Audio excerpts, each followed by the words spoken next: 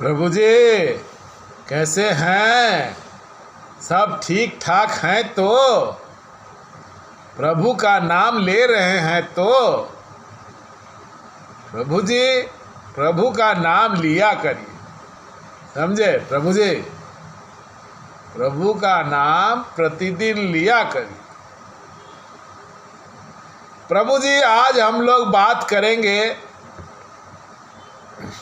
मंदिरों में देवी देवताओं का वास कब होने लगता है। साधारणतः मंदिरों में छोटे छोटे जो मंदिर हैं या बड़े भी मंदिर हैं जो ज़्यादा पुराने नहीं हैं, इन जगहों में देवी देवता या भगवान, हम जिन्हें शिव जी कहें या राम जी कहें या गणेश जी कहें, इनका वास होता नहीं है। लेकिन कब ऐसी परिस्थिति आती है जो देवी देवताओं का वास होने लगता है। प्रभु जी समाज में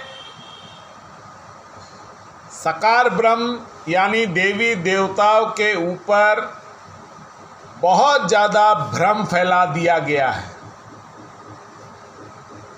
प्राण प्रतिष्ठा, लोग कहते हैं पत्थरों में प्राण कैसे आएगा, जबकि प्राण प्रतिष्ठा का मतलब वो है नहीं। कुछ लोग कहते हैं साकार ब्रह्म एक धारणा है। प्रभु जी यदि ये धारणा होता तो 2500 सालों से इस धारणा को मिटाने के लिए कई पंथ आए और चले गए। कितने पंथ है साकार ब्रह्म को मिटाने के लिए या मंदिरों को मिटाने के लिए? कितने पंथ आए, कितने मजहब आए, कितनी सारी क्रियाएं कर दिए, उसके बाद भी साकार ब्रह्म अभी तक अस्तित्व में है और रहेगा। प्रभु जी यदि यह धारणा होता तो इतने हमलों के बावजूद यह अस्तित्व में नहीं रहता। और आज से नहीं हो रहा है, ये करीब 2500 साल से हो रहा है। जब बौद्ध धर्म आया तब साकार ब्रह्म को हटाने के लिए मंदिरों को स्तूप में परिवर्तित कर दिया गया। जब इस्लाम आया मंदिरों को तोड़ दिया गया, धर्म ग्रंथों को तोड़ दिया गया, ज्ञानियों को मार दिया गया, ब्राह्मणों को मार दिया गया, नालंदा तक्षशिला जैसे बड़े बड़े लाइब्रेरियों को जला के इस विद्या को ख़त्म करने की हर संभव कोशिश की गई। ऐसा कोई भी क्रिया नहीं है जो इस धारणा को मिटाने के लिए कोशिश की गई। लोग बताते हैं देवी देवता काल्पनिक है। प्रभु जी देवी देवता काल्पनिक नहीं है, देवी देवता अस्तित्व में है। और अस्तित्व में है इसी कारण से ये अभी तक 2500 सालों के हमले के बाद भी आज देखिए 100 करोड़ हिंदू लोग हैं, उनकी पूजा उपासना करते हैं, भक्ति करते हैं। इतने हम लोग के बावजूद भी, जबकि देखिए दुनिया की कोई भी संस्कृति नहीं बची। जितनी भी पुरानी सभ्यता हो, मेसोपोटामियन हो, ग्रीक हो, पर्शियन हो और रोमन हो, और भी जितनी पुरानी सभ्यता है, इन सब को पंथों ने, जैसे इस्लाम ने या क्रिश्चियनिटी ने निगल लिया, ख़त्म कर दिया।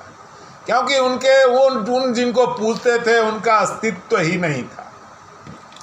परंतु सनातन में 2500 सालों से इन छोटे छोटे पंथों ने हमले किए। हमले करने के बावजूद भी यह अस्तित्व में है और यह काल्पनिक नहीं है। जो साधक लगातार देवी देवताओं की उपासना करते हैं, पूजा करते हैं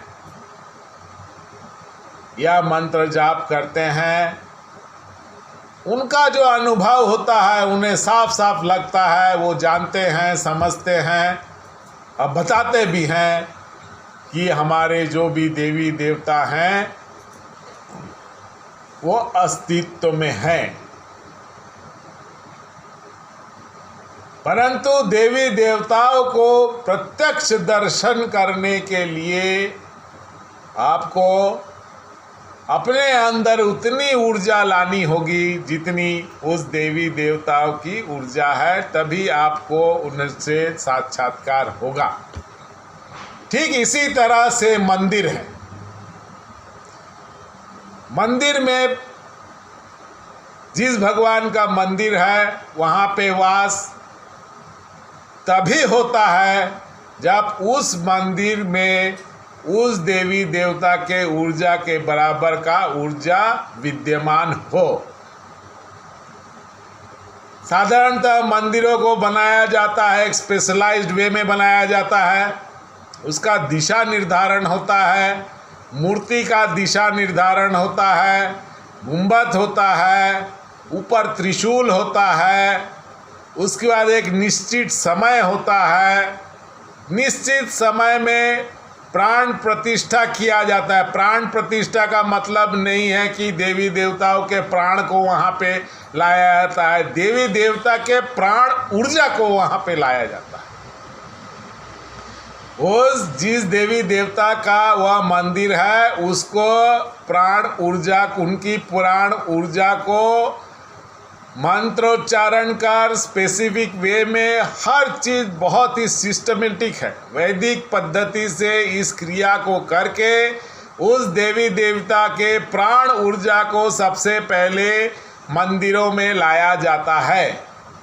मंदिरों में लाने के बाद कई सैकड़ों साल तक जब उसका पूजा उपासना या सेवा होती है, आस्ते आस्ते आस्ते आस्ते उस मंदिर की ऊर्जा बढ़ती है। बढ़ते बढ़ते बढ़ते बढ़ते जब उस मंदिर के आसपास के क्षेत्र की जो ऊर्जा है उस देवी देवता के ऊर्जा के बराबर हो जाती है तो वहाँ पे देवी देवताओं का वास हो जाता है। हालांकि यह सब मंदिरों में नहीं होता, दिव्य मंदिरों में है, जैसे केदारनाथ, बद्रीनाथ, कई हजार सालों से पूजा उपासना की जाती है, वहाँ पे एकदम विद्यमान है। जैसे आप मान लीजिए केदारनाथ, बद्रीनाथ या मान लीजिए कामाख्या या विश्वनाथ टेम्पल या आपका ये या फिर आपका तिरुपति। हाँ, इस तरह के जो पुराने हजारों सैकड़ों सालों से जिस जगह में वैदिक रीति विकास से सैकड़ों सालों से उपासना की जाती है, ऐसे जगह में कई सैकड़ों साल तक जब पूजा उपासना सेवा की जाती है उस स्थान का ऊर्जा उस देवी देवता के ऊर्जा के बराबर होता है, तब वहाँ वो वास करने लगते हैं। और उस स्थान में जाके जब कोई भी साधारण इंसान उस देवी देवता से कुछ मांगता है तो उसकी इच्छाएं पूरी हो जाती हैं। देवी देवता वहाँ पे वास करते हैं, लेकिन हर मंदिर में देवी देवताओं का वास नहीं होता, लेकिन प्राण ऊर्जा का वास जरूर होता है। इसका कारण है, देखिए, जो देवी देवता की जो एनर्जी का लेवल है बहुत हाई है, वो हाई फ्रीक्वेंसी में रहते हैं। यदि वो लो फ्रीक्वेंसी में आएंगे तो उनको दिक्कत होगा, लो फ्रीक्वेंसी में आ नहीं सकते, इस कारण से वो हर मंदिर में नहीं आ सकते। लेकिन जिस जगह हाई फ्रीक्वेंसी है, मंत्रोच्चारण करके उन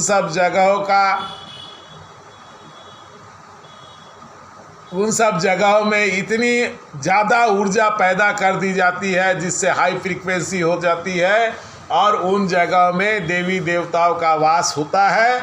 और वहाँ पे जब भी कोई इंसान जाता है, कुछ मांगता है, आप देखे होंगे लोग जाते हैं, केदारनाथ जाते हैं, बद्रीनाथ जाते हैं, विश्वनाथ धाम जाते हैं, मथुरा जाते हैं, हाँ, ऐसे से बहुत बड़े बड़े बहुत पुराने पुराने टेम्पल है, महाकाल का टेम्पल है, कामाख्या का टेम्पल है।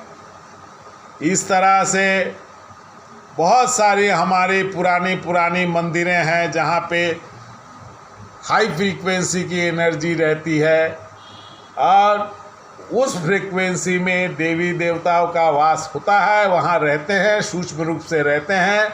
जब भी कोई भी इंसान बहुत ज़्यादा परेशान रहता है, स्वस्थ किसी भी तरह का परेशानी रहती है और वहाँ जाके वो जब वंदना करता है पूरे भक्ति भाव से, जब वह भगवान से कुछ मांगता है तो उसे वो चीज़ प्रदान होती है, क्योंकि वहाँ पे देवी देवताओं का वास है। प्रभु जी, मंदिरों का जो निर्माण किया गया है, जिस पद्धति को बताया गया है, यह बहुत ही साइंटिफिक है। साधारण आदमी इन्हें नहीं समझ सकते, परंतु जो साधक लगातार मंत्र जाप करते हैं, पूजा पाठ करते हैं, उन लोगों को जो अनुभव होता है वो इन बातों को समझ सकते हैं कि इन देवी देवताओं का अस्तित्व है। परंतु जो नहीं करते उन्हें इन बातों का पता नहीं है। समाज में बहुत तरह के भ्रम फैलाए जाते हैं, बोलते हैं यह काल्पनिक है, यह सिर्फ एक धारणा है। यदि यह सिर्फ एक धारणा होता या अंधविश्वास होता तो इतने दिन यह अस्तित्व में नहीं रहता, यह कब का खत्म हो जाता। 2500 साल पहले पूरी तरह से ख़त्म कर दिया गया था, लेकिन शंकराचार्य ने फिर उसे अस्तित्व में लाया। इस तरह से बहुत बार इस पे हमले हुए, परंतु यह अस्तित्व में फिर आया। यदि देवी देवताओं का अस्तित्व नहीं रहता तो इतने सालों से हमला होने के बावजूद भी यह अस्तित्व में है। इसका एकमात्र कारण है देवी देवता हैं। ये सिर्फ धारणा नहीं, यह सिर्फ काल्पनिक नहीं। अनर्गल बातें करके लोगों को भटकाया जाता है। साधारण लोग इन चीज़ों को समझ नहीं पाते।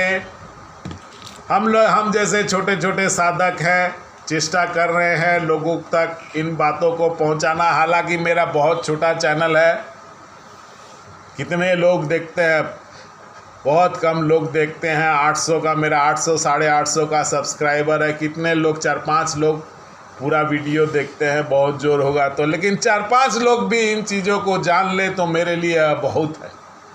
यही चीज़ मैं लगातार आप लोगों को बोलने का प्रयास कर रहा हूँ। साकार ब्रह्म का अस्तित्व है। इन बातों को वही समझ सकता है जो इस राह पर है, लगातार पूजा पाठ करता है या मंत्र जाप करता है। प्रभु जी, आशा करता हूँ मैंने देवी देवताओं का अस्तित्व मंदिर में है, इसको मैंने आपको ठीक ठीक समझा दिया। आप लोग मेरे चैनल को सब्सक्राइब कर दीजिएगा, लाइक कर दीजिएगा, थोड़ा शेयर कर दीजिएगा, कमेंट ज़रूर किया कीजिए। कमेंट करने से हमारे वीडियोस फैलते हैं, ज़्यादा से ज़्यादा लोग जानेंगे, समझेंगे और अध्यात्म की राह में चलेंगे। धन्यवाद।